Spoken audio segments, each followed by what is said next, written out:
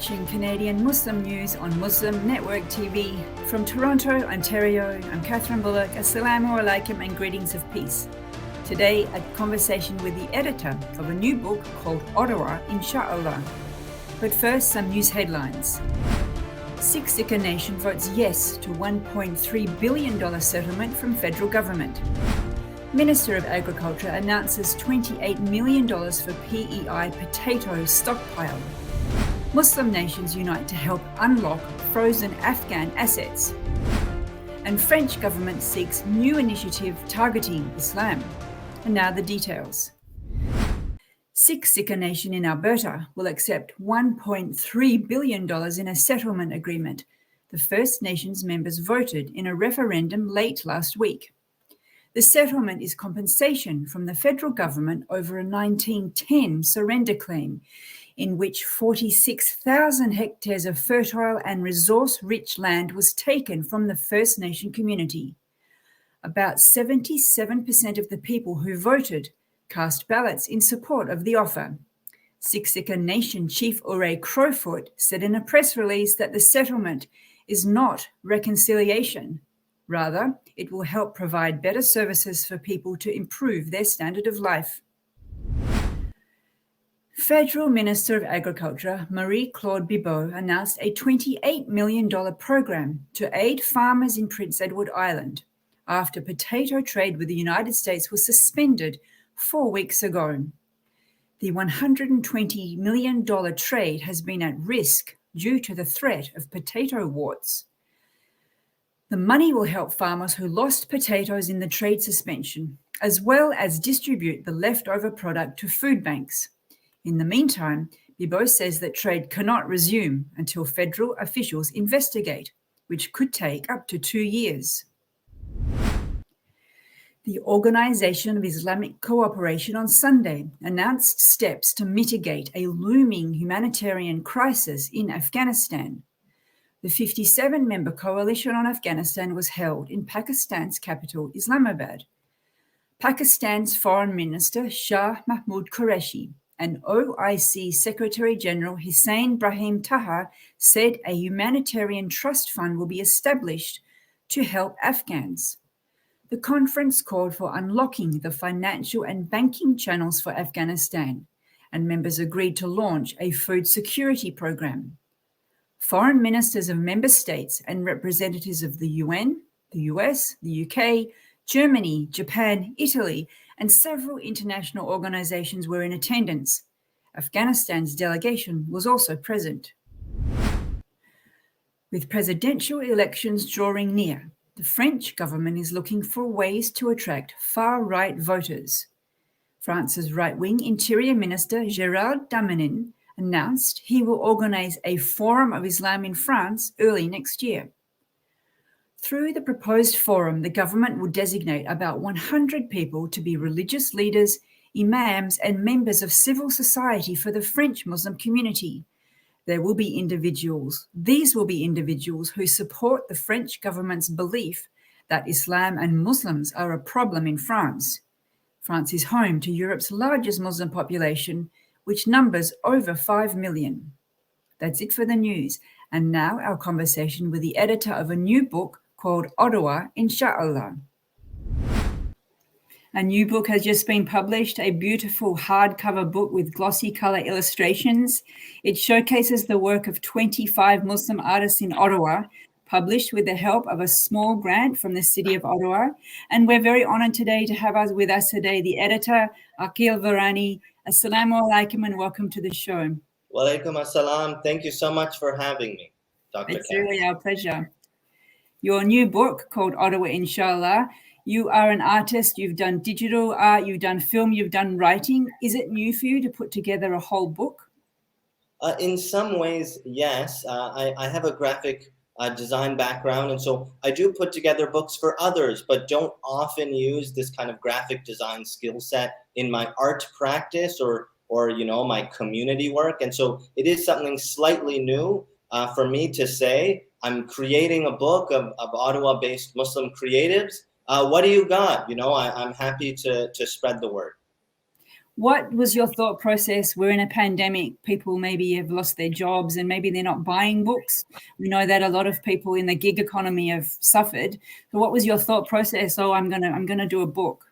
Yeah, there were so many different factors. Some of them you've mentioned here. I wanted to do something that was COVID safe, so something that people could participate in online. I wanted a way to create opportunities for artists, both professional artists and those who might not identify that way, to be able to spread their work and to be able to connect. In a time of social isolation, it's a hard time. I thought that the book would be a great way to build community, and what better way to do that than to use art as a centerpiece. Did you have thoughts? It's come out as a hardcover with glossy illustrations, which can be expensive to produce. Did you have any internal or external conversations about what you wanted the end product to look like? Absolutely. One consideration that I had as kind of the designer or producer of the book was to create visual graphics that could be posted on social media. So this was a way to say, even if you can't get the book in your hand physically, we're celebrating the work of the artist, and we want to spread it in various different ways with different accessibility points. How did you find the 25 contributors? Yeah, it was an open call, so I tried to spread the word as far and wide as possible. By posting online, by contacting various community organizations. And so we put out this open call explaining that, submit up to 3 artworks. They don't have to be about your Muslim identity, though they can be, and try to dream of a better future in such a hard time. I thought that this theme could bring a little bit of optimism to our lives. Was it, do they have to be in Ottawa? Yeah, so based on the grant from the city of Ottawa, they had to be Ottawa-based Muslim creatives, either artists or writers. And I was fairly flexible with just about anything to do with the submission process. I wanted to make it as easy as possible, knowing that we're Muslims in Ottawa are a very diverse population, and we have different ways to kind of access the project. The Muslim community doesn't always encourage artists. There's that joke about how, or maybe it's not a joke even, I have to be a doctor or an engineer. Were you surprised? I mean, how many submissions did you get? I guess I would want to know. And then were you surprised at how many? Yeah, I don't remember specifically offhand. I believe it was between 50 and 100 submissions. And you're absolutely right. It's something that I grew up with as well. It comes from a good place in some ways, right? Many of our parents of my generation have various considerations about making a living. And it's something that I push back against a lot. In the broader Muslim community, the Ummah, in the Ismaili Muslim community, to say, you can make a living as an artist, and it's in my opinion, if I can say so, a very valid contribution to our society. I mean, I'm glad that you're able to make a living. My brother's a starving artist who's not always making a living, but it's good for you.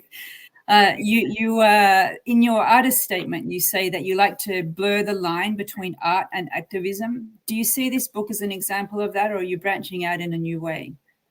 I think in a way it is.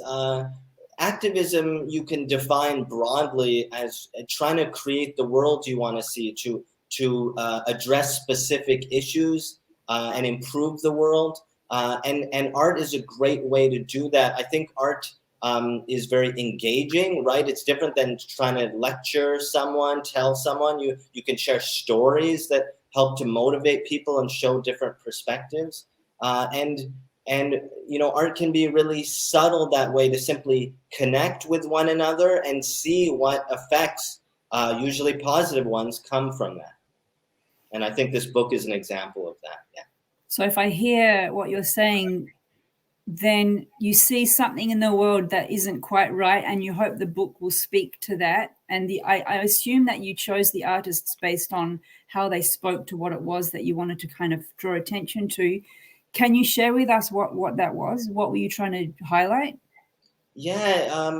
So as someone who does a lot of projects address specifically at combating Islamophobia and racism, white supremacy, various systemic issues, one of the strategies is to say, hey, if you don't know a lot of Muslims, this is the diversity of Muslims in Ottawa.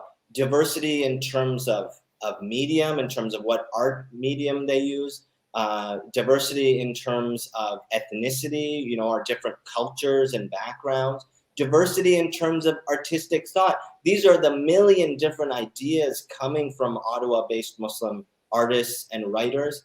And what I'm trying to do in a subtle way is, instead of telling someone this is how diverse Muslims are, this is how wonderful we are, I'm trying to show it instead of telling it. And so the idea is for this particular project, instead of directly saying we're trying to combat Islamophobia, what I'm trying to do is say these are the wonderful works created by Ottawa-based Muslim artists and writers. And if you glean from that, oh, there's so many different artists. Oh, wow, they have so many different stories and interesting things to say. Then you might question some of your other assumptions about Muslims and about Islam. Right. The one of the creative writing tips: show, don't tell. Absolutely, yeah. I was trying to do that, and others can be the judge of whether I succeeded. The title, then, that makes me want to talk about the title. If many people are actually shy of their Muslim identity and shy away from introducing weird sounding words in conversation, what was the internal thought process? Did you ever think, oh, I shouldn't call this book Ottawa, inshallah, because that's going to be so weird and it'll create a bit of a backlash? I definitely thought once or twice about the title. For me, where I come from, and this is somewhat of a generational thing too, I'm all about asserting my identity, being proud, of who I am, and I think taking up public space in a kind of, a unapologetic way is really powerful. And so I absolutely thought, inshallah, is this a word people will be comfortable with? Is this a word that, and we're saying non-Muslims, Western folks, will they be comfortable with it? Will they know what it means? And the short answer is, whether they know or not, I'm asserting my identity. And if you want to ask questions about what this means, I welcome the conversation. I once tried to explain to a Christian priest what inshallah meant, and I think when he said back to me what he thought I was saying and it wasn't quite right, I realized I'd failed and it wasn't very easy to explain. I know you've been doing a lot of interviews with mainstream media. Is this a topic they ask you about, and are they confused about the word? And then how do you explain it? Absolutely. We've been talking about the specific word, inshallah, a lot. I don't claim to be a kind of linguistic expert, but what I'll say is, when I hear and when I use the word inshallah, for me, it expresses a sense of optimism. It's like well-wishing. I hope your test goes well, inshallah, right? You're wishing someone well. And so it has this kind of hopeful tone, which is really important when we're thinking about our future. I'm finding myself, having a roller coaster of emotions as I watch the news these days. And what I'm hoping to do with the book is to plant a flag in the soil that says, let's dream of a better future. What are some positive things we can think of? And inshallah, this word, for me, that's what it means. It's the world will become a better place, God willing. Well, unfortunately, we're out of time. I had other questions that I wanted to ask you, but we won't be able to. And inshallah, I hope your book goes well and your future goes well. And we thank you very much for taking the time to talk to us today. Thank you so much, Dr. Kathy. You've been watching Canadian Muslim News on Muslim Network TV. Stay tuned for the next episode. Stay safe and God bless.